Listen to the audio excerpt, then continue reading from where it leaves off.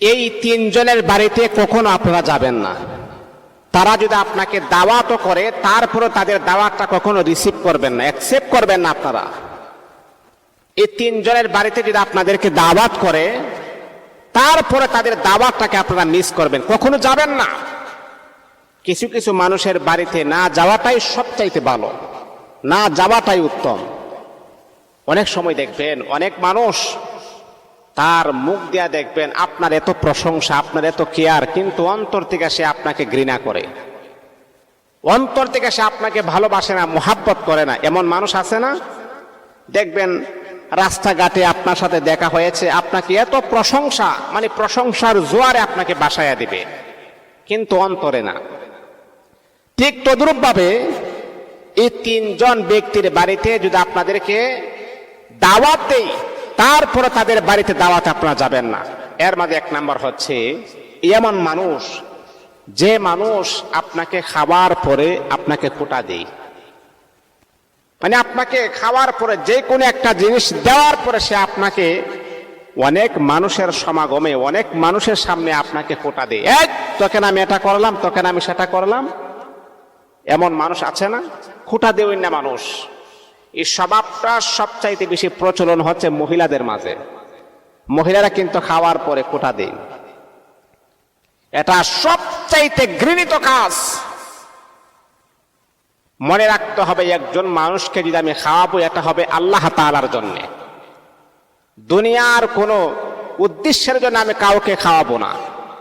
আল্লাহ পাকের রেজা, আল্লাহ পাকের ইচ্ছাই যে এই মানুষটাকে যদি আমি খাওয়াই তাহলে আল্লাহ পাক রব্বুল আলামিন আমাকে জাযায়ে খায়ের দান করবেন, এমন আশা নিয়ে যদি আপনি খাওয়ান তাহলে আপনি খাওয়ানোর পরে অনেক সওয়াবের মালিক আপনি হয়ে যাবেন।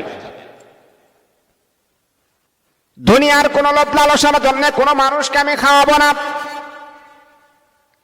একজন মানুষকে যদি আপনি খাবার খাওয়ান, খাবার খাওয়ার ভিতরে আল্লাহ পাক রব্বুল আলামিন এত ফজিলত আর এত হিকমত আমার আল্লাহ রেখে দিয়েছেন। ওরে আল্লাহ তাআলার বান্দা, আপনি যদি একজন মানুষকে খাবার খাওয়ান তাহলে কখনো ওই মানুষটাকে আপনি খোঁটা দিবেন না। এটা আমার রাসূল ঘৃণা করেছেন। যদি আপনি খোঁটা দেন, খাবার যে আপনি খাওয়াইলেন এক পয়সারও কোনো সওয়াব হবে না, বরঞ্চ আপনার আমল নামার ভিতরে গুনাহ লিপিবদ্ধ করা হবে, গুনাহ লেখা হবে যে এমন কাজটা কেন করা হলো, যে আপনি খাবার খাওয়াইছেন আর তাকে শরম লজ্জা দিয়েছেন, খোঁটা দিয়েছেন। এটা কখনো করা যাবে না। যদি জানেন অমুক ব্যক্তির বাড়িতে গেলে খাবার খাওয়ার পরে খোঁটা দিই, তখন আপনি তার দাওয়াত আপনি অ্যাকসেপ্ট করবেন না, রিসিভ করবেন না। এটা এক নাম্বার। দুই নাম্বার হচ্ছে রাসূল বলেছেন, যারা অবৈধ পথে অর্থ উপার্জন করে তাদের দাওয়াত, তাদের বাড়ির খাবার কখন আপনি খাবেন না। আপনার অন্তরের ভিতরে যে একটা ইবাদতের যে একটা নূর, সেই নূরটা আস্তে আস্তে বিলুপ্ত হয়ে যাবে, মরে যাবে। আপনি জানেন এই মানুষটা সুদ খায়, এই মানুষটা ঘুষ খায়, এই মানুষটা অবৈধ পথে সম্পদ উপার্জন করেছেন, হালাল ভাবে 1 টাকা উপার্জন করে নাই। ওই মানুষটা অবৈধ পথে সম্পদ উপার্জন করেছেন, আপনি জানা সত্ত্বেও কিন্তু এই মানুষটার দাওয়াত আপনি অ্যাকসেপ্ট করবেন না, গ্রহণ করবেন না। যেহেতু আপনি জানেন ওই মানুষটা হালাল ভাবে 1 টাকাও ইনকাম করে নাই, হারাম ভাবে ইনকাম করেছেন, সুদের কাজ করেছেন, ঘুষের কাজ করেছেন।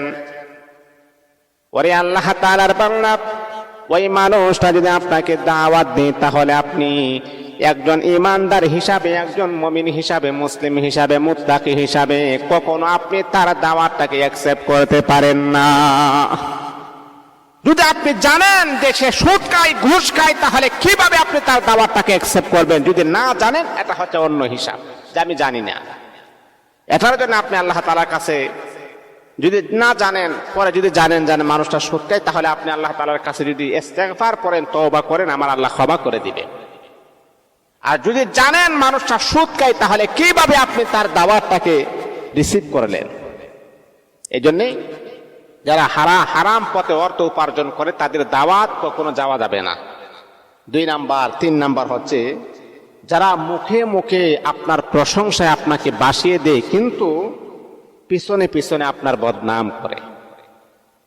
মানে মুখে মুখে এত প্রশংসা, এত আপনি এত ভালো, মানে আপনার প্রশংসা এমন ভাবে করে মনে হয় যে ফেরেশতার চাইতো বেশি আপনার প্রশংসা, মানে ফেরেশতার গুনাহ আছে, আপনার কোনো গুনাহ নাই। নাউজুবিল্লাহ। ফেরেশতার তো কোনো গুনাহ নাই, তারপর আমি একটা এক্সাম্পল দিয়ে বললাম কি, মানে এমন ভাবে আপনার প্রশংসা করে ফেরেশতাদের গুনাহ আছে কিন্তু আপনার কোনো গুনাহ নাই, এমনটা বোঝা যায়। আবার আপনি যখন একটু দূরে চলে যাবেন দেখবেন যে মানুষের সামনে আপনার প্রশংসা করেছেন আবার সেই মানুষের সামনে আপনার বদনাম করবে। এই তিন শ্রেণীর ব্যক্তির কাছ থেকে কখনো আপনারা এড়িয়ে চলবেন, তাদের কাছেও যাবেন না, তাদের সাথে বন্ধুত্ব করবেন না, তাদের বাড়ির দাওয়াতও খাবেন না। আল্লাহ পাক আমাদেরকে বুঝার তৌফিক দান করুন।